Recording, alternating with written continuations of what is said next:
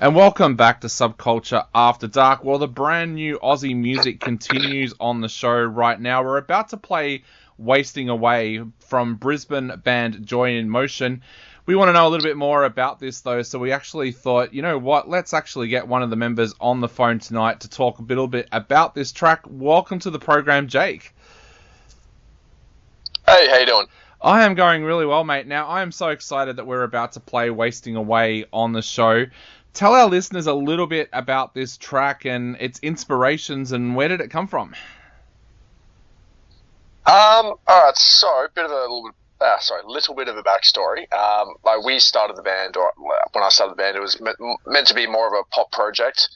If people go back and listen to the last EP we did, it was very commercial pop, and while I love that EP, and we all still love that EP, you know, we all came from heavy bands. I used to play drums in a deathcore band, and so our bass player Josh, he fronted a hardcore band.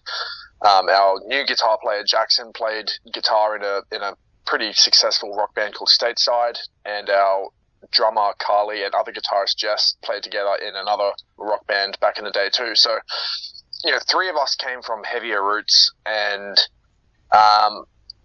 you know, we basically just every song that has been released through the Joy in Motion under the Joy in Motion name, has been written by me, and it's always been like the Jake Show and me, and I would write the songs and I would take them to a producer and we would, you know, rework them into, you know, a cohesive release, and then the rest of the band would just learn their parts basically, and especially with the last EP being so commercial pop, there were no real instruments on that EP. It was all, you know, think what you would hear on B105 or Hit 105 or Nova. Yep. You know, and then we would have to then rearrange the songs as live versions, you know, like how would they play guitar to this song and all that sort of stuff. And, you know, I didn't feel right about everybody chipping in, you know, the same amount of money to record with these bigger pop producers, to not even get to really have anything to do on the song, like in the process of writing or recording, you know, and just sort of, you know, here's the song and figure out your parts. Yeah. That didn't sit right with me. But also, you know, come lyrically and all that, I went through a pretty rough time at a job I was at. Well, I left the job at the start of last year, and I was there for 5 years. And while I loved that job to begin with, it, you know, kind of went downhill probably after about 3.5 years. After that time, it went downhill. You know, I was getting given a workload that was well beyond my role, and I was given no extra time to complete that work. You know, it's just, hey, do it in your own time.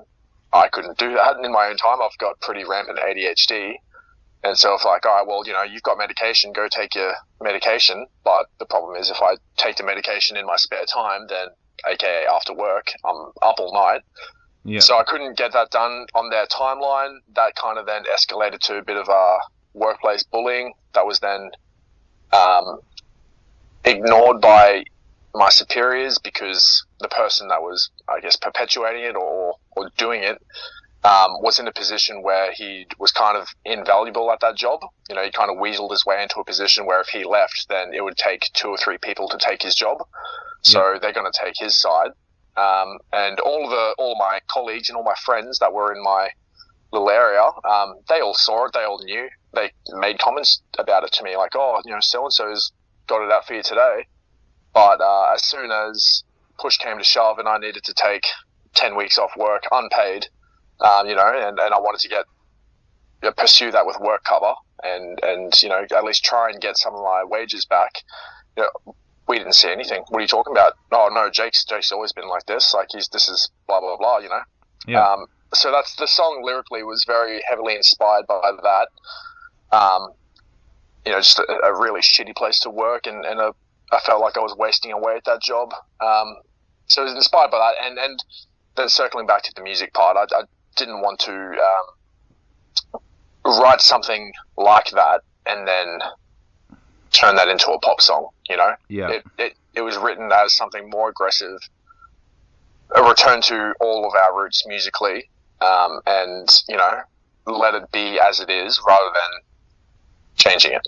And this was the first song we wrote all together as well. We came into my studio here. I've got a side business, and I spent a small house deposit building a recording studio that I work on the side.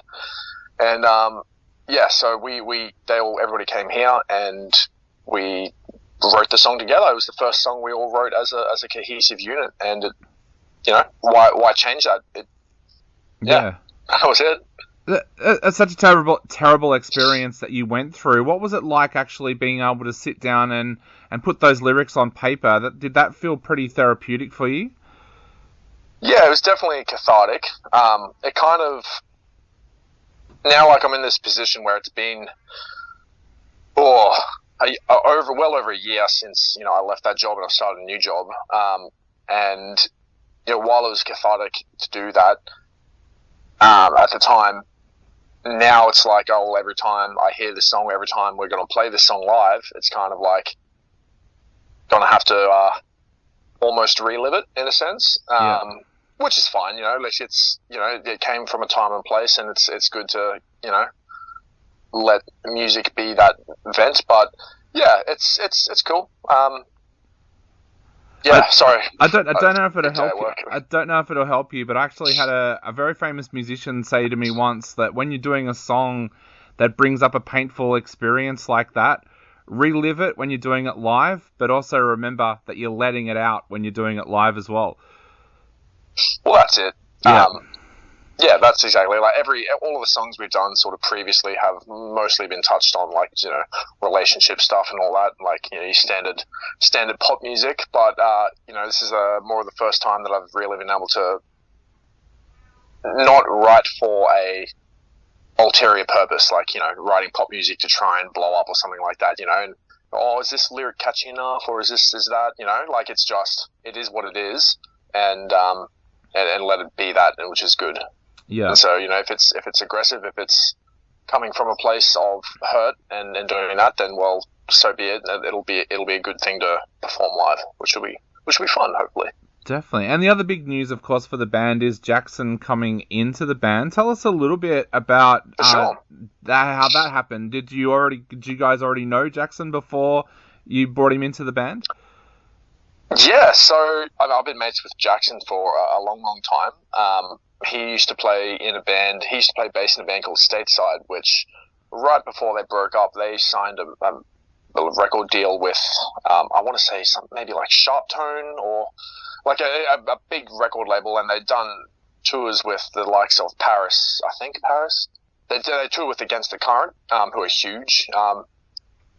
They just signed basically a really big record deal, and were about to pop off, and you know, life happens, and unfortunately they parted ways, which is unfortunate. But just so happened that this was a couple of years ago, I should say.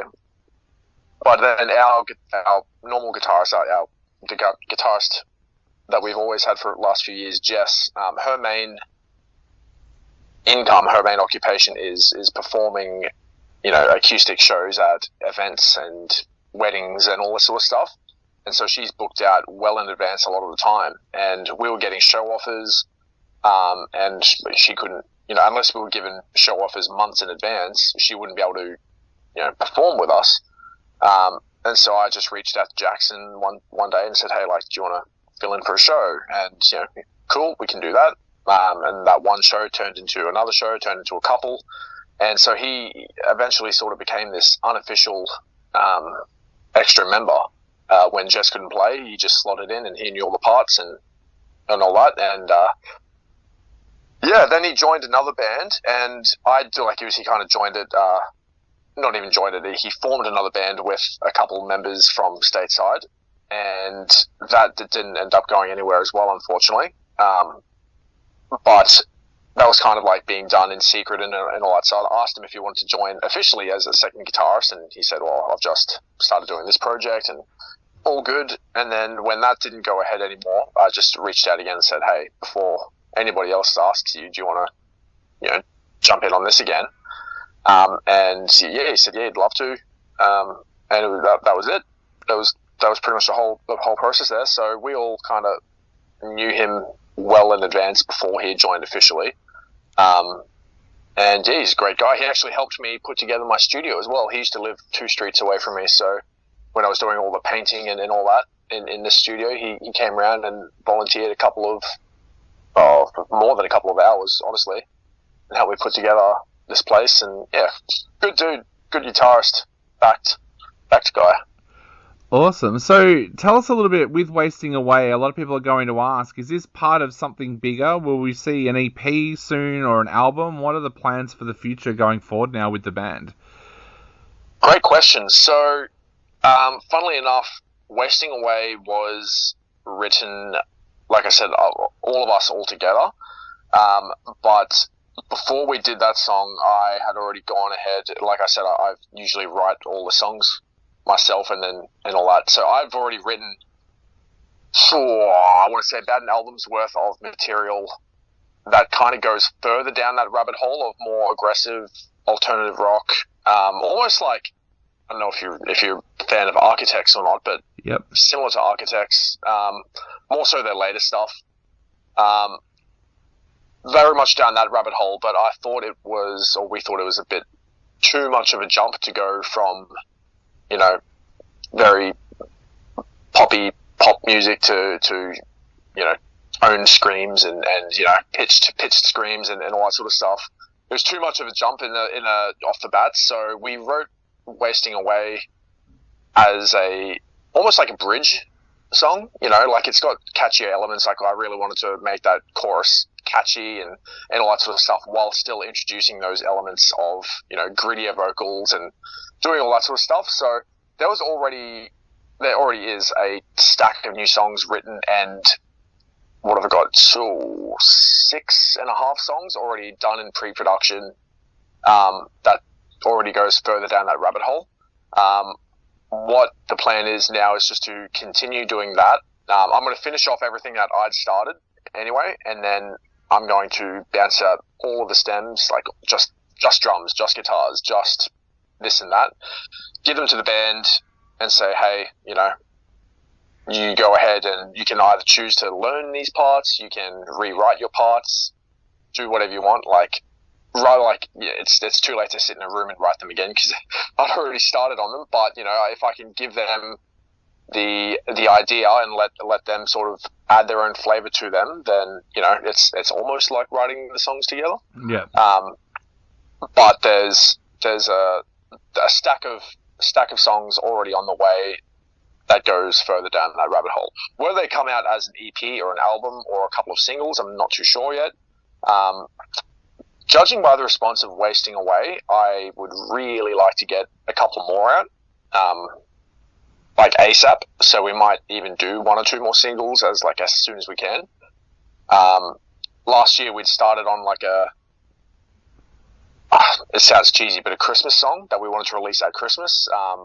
But we'd started on it a bit too late for it to get it all finished and fleshed out. So been sitting on that one for this year, this conversation has just reminded me that I should probably get that ball rolling as well. But not like a jingle or anything. Did you ever listen to the the Punko's Pop records? Yes. Yep. Yep. So there's one called Punko's Christmas. That's right. Yep. So something kind of like that. I know Yellow Card. I think it was Yellow Card. Yeah, Yellow Card did a cover of the song Christmas Lights, which sort of breaks into this whole big epic rock outro thing. It's really nice, but we're kind of going like that. We're not taking an existing song and making it a Christmas song, but a heavy emo-ish alternative rock song that just has a relatability to Christmas time in general, and how people may not necessarily feel all that jolly at that time of year. Yep. And it's kind of just a song. Yeah, I like that. So it reminds me I should probably get the ball rolling to get that out. And yeah. So that'll probably definitely come this year. But then on top of that, then all these other songs that are already well underway. Probably get a couple of those out this year, and then we'll see whether or not we do another EP or an album. Awesome. Well, I'm not too sure yet. I can't wait to hear the rest of the music that you're going to have coming out this year, and I love Christmas, so I cannot wait to hear your Christmas track as well. But for now, we're going to play Wasting Away on the show. So what would you like to say to all of our listeners out there before they take a listen to this amazing track? I hope you enjoy it. If you do enjoy it, please check us out on Spotify or Apple Music. Follow us on Instagram, Facebook, and there's a music video as well on YouTube. If you like the song, check out the music video too. I think everyone involved in the whole process, whether it be mixing and mastering by Declan White or the video by Nick Huggins, I think everybody on board in the team did a really good job to help us bring this to life. So if you like it, support us and support those guys that helped us as well. It'd be a great deal and appreciate it heaps.